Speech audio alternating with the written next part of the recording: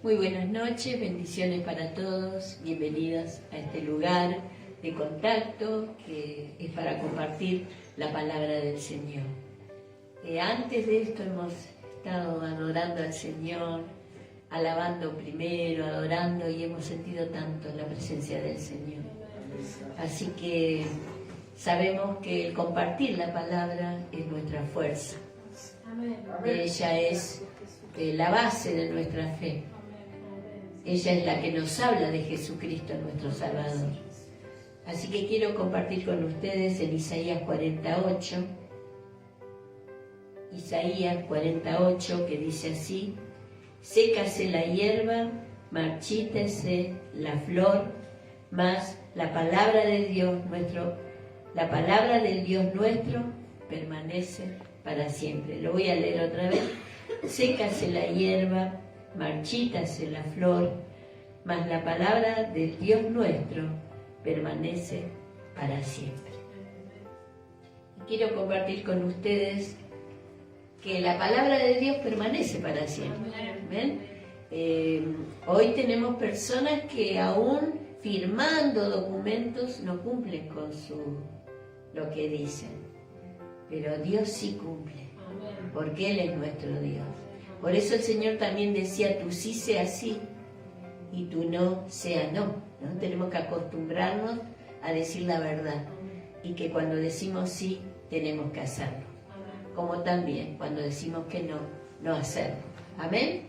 Amén. Así que quiero compartir este tema de que si la palabra de Dios es eterna y que permanece para siempre, no dudemos de Dios, sino seamos creyentes. No como Tomás, que dijo: si yo no veo las heridas de tus manos, ni del costado, si yo no pusiere mi mano allí, no creeré. Así que el Señor le dijo: vení, poné tus manos pon tu mano en las heridas de mi costado.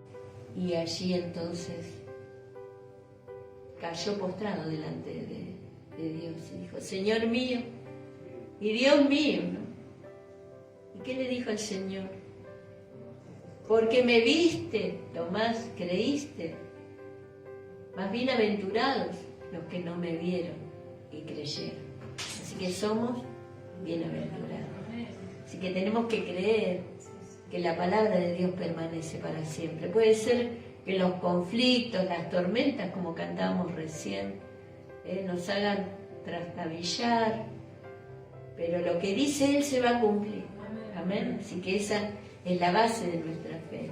Y quiero hablarles, como les voy a hablar de la palabra de Dios, quería darles las diferentes versiones de la Biblia, de dónde vienen. Y ustedes lo tienen algunos en su celular.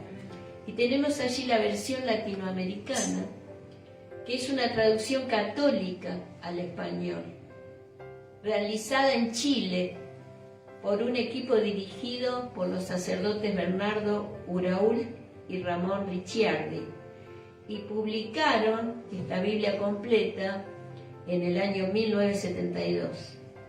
Y su base era textual, hebreo y también griego. Tenemos que saber de dónde viene, ¿no? Y tenemos la versión NTV, que es una versión actualizada de la Biblia, y está traducida de fuentes del idioma hebreo, arameo y griego. Y es una traducción dinámica, combina la erudición bíblica más reciente con un estilo de escritura claro y dinámico, para comunicar poderosamente la palabra de Dios a los que escuchan y leen. Y bueno, sí nos gusta la NTV, ¿no? Tenemos también que allí en su celular ustedes tienen la versión del lenguaje actual. Y es una traducción directa de los idiomas en que fue escrita la palabra de Dios, es decir, del hebreo, del griego y el arameo. Jesús y los apóstoles hablaban en arameo. No se trata de una paráfrasis de alguna versión castellana existente, sino que se ha tomado como base dos traducciones oficiales de las sociedades bíblicas. Sociedades Bíblicas Unidas tomó en cuenta el cambio que sufre el idioma, ¿no? Y ha realizado esta traducción que conserva la belleza literaria adoptada al mundo actual. Por eso se llama la versión actual. También tenemos la versión que no la tenemos en nuestro celular, que es en letra mayúscula, la PDT, que es la versión de la palabra de Dios para todos. Es una herramienta invaluable para llevar la palabra de Dios a la gente que no conoce a Jesucristo y que no está familiarizada con el lenguaje religioso. Así que eso es para que nosotros lo sepamos. La versión NBI, que tampoco está en nuestro celular, es una traducción fiel de las Escrituras y que surge de una buena familia de manuscritos y que ofrece el mejor balance entre comprensión y precisión textual, porque es importante saber que lo que estamos leyendo es preciso, ¿no? Y la escribieron renombrados pastores y profesores con conocimiento profundo en diferentes áreas de las ciencias bíblicas. Comenzaron la traducción en 1989 trabajando a partir de los textos originales griegos, hebreos y arameos. Sé que usted quizás no se va a acordar y yo lo estoy leyendo porque no tengo una mente brillante para saberlo de memoria, pero sí queda esto grabado, así que usted después lo puede repasar. Y tenemos la Biblia Pellita, que hoy se los traje, la Biblia NBI también, para que ustedes pudieran ver. Y la Biblia Pellita es una traducción directa del hebreo original, que probablemente data del siglo II.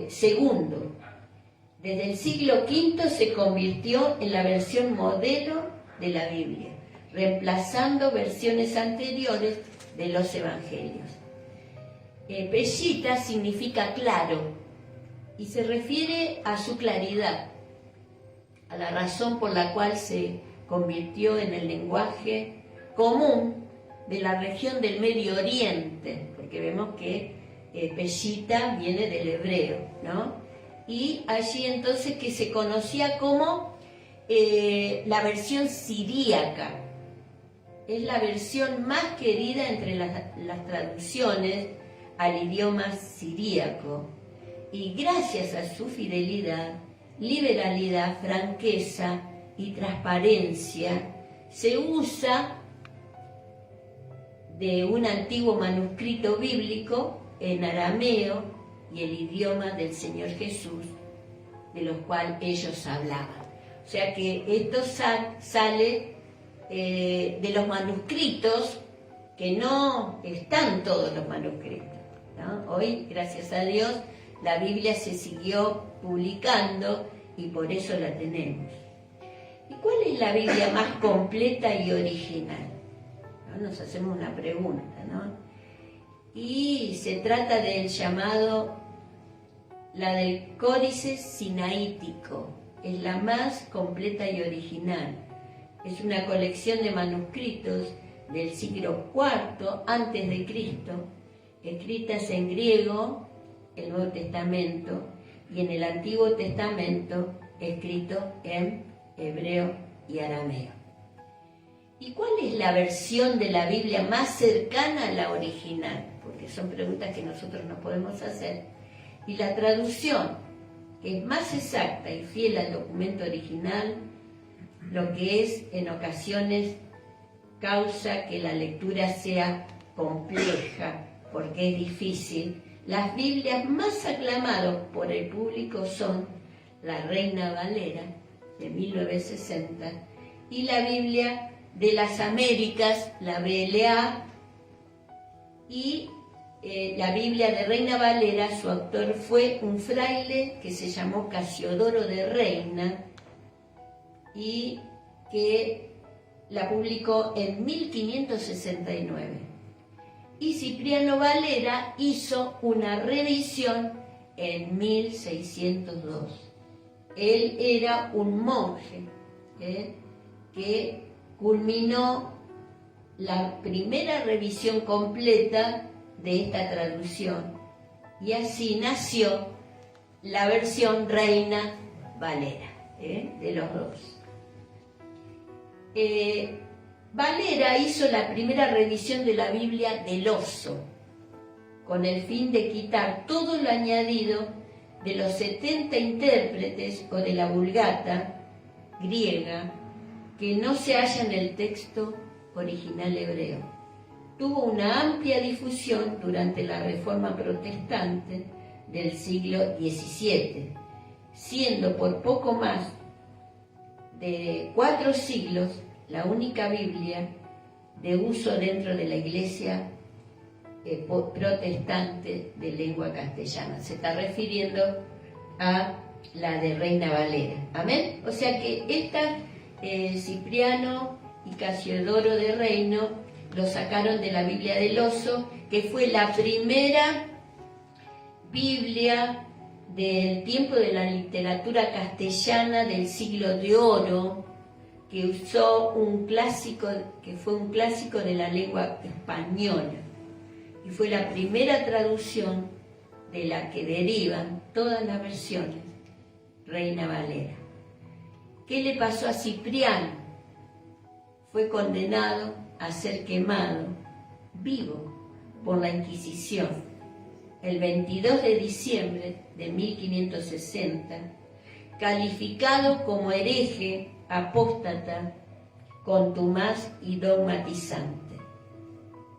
Cipriano Valera fue muerto en ese año. O sea que vemos que tremendo lo que nosotros hoy tenemos en nuestra mano, porque murió por la Inquisición católica, que es la que ocultó la Biblia, y que no querían, solamente les pertenecía a ellos, no podían leerlo los laicos, sino solamente los padres, ¿no? Así que tanto Cipriano como Valera se convirtieron al Evangelio. Así que por eso ellos terminaron y fueron tan específicos, tan responsables de la Biblia del Oso, que era la que usaban los católicos, sacar lo que habían agregado los griegos en la Vulgata de los 70. Bueno, para entender todo esto tendríamos que ver mucho la historia, pero en forma concisa y precisa, espero que hayan entendido algo. A ver. Así que bueno, voy a la palabra de Dios, que es la que permanece para siempre y la que tenemos hoy, ¿no? Y gracias por Gutenberg, que allí es el que arregló esa impresora que estaba en un sótano sin usar, la arregló, y el primer libro que imprimió fue la Biblia. Gloria a Dios. Por eso hoy nosotros la tenemos. Entonces ahí donde leímos en Isaías 48, dice: sécase la hierba, marchítase la flor, pero la palabra del Dios nuestro permanece para siempre. Lo que se marchita, ¿no? ¿Qué es lo que se marchita? Es aquello que es una planta que pierde lozanía, frescura, verdor, o comienza a secarse por falta de agua y luz del sol, y con el tiempo se muere.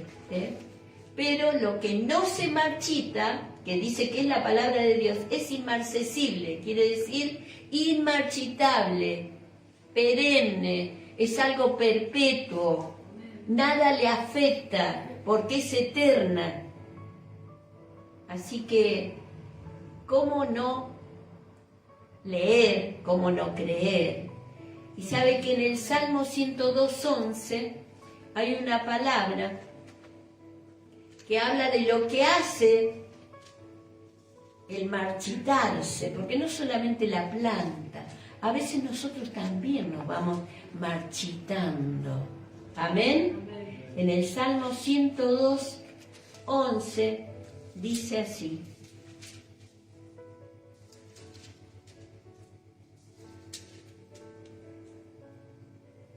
mis días son como sombra que se va, y me he secado como la hierba. Mas tú, Jehová, permanecerás para siempre, y tu memoria de generación en generación.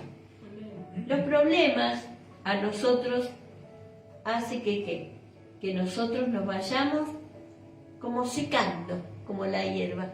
Nos vamos como deteriorando por los problemas, por el tiempo, por las luchas, por enfermedades, por corridas, por sufrimientos. Pero sí es verdad que nos secamos, pero ¿qué dice allí enseguida el salmista? Mas tú, Jehová, que permanece para siempre. Tú permaneces para siempre, y tu memoria de generación en generación. Te levantarás y tendrás misericordia de Sión, porque es tiempo de tener misericordia de ella, porque el plazo ha llegado, porque su misericordia es la que nos levanta cuando nos estamos marchitando, y la misericordia de Dios es transmitida por la palabra de Dios. La palabra de Dios describe lo que es la misericordia. Es el amor de Dios en acción. Es aquel que cuando nos ve tirados, Él nos levanta, porque Él es eterno y nosotros somos finitos. Por eso sabe de nuestra debilidad y de nuestro deteriorar. Pero sí, el Señor es todo para nosotros. Amén. Y quiero compartir con ustedes que hay 4 cosas, 4 cualidades de la palabra de Dios. La primera es la unicidad de Dios, de su producción y de su preservación. Fueron preservados a través de miles de años. ¿De qué? De la corrupción y de la extirpación, de ser sacado las verdades de Dios. Porque aquellos que hicieron una palabra diferente, como algunas sectas, no han permanecido, pero sí la palabra del Señor permanece para siempre. Y la unicidad es una cualidad de lo que es único, y es único sin tener otro de su especie. En Deuteronomio 6:4, creo que voy a llegar hasta acá, y el domingo les prometo que terminamos, no como el Salmo 16, amén. Deuteronomio 6:4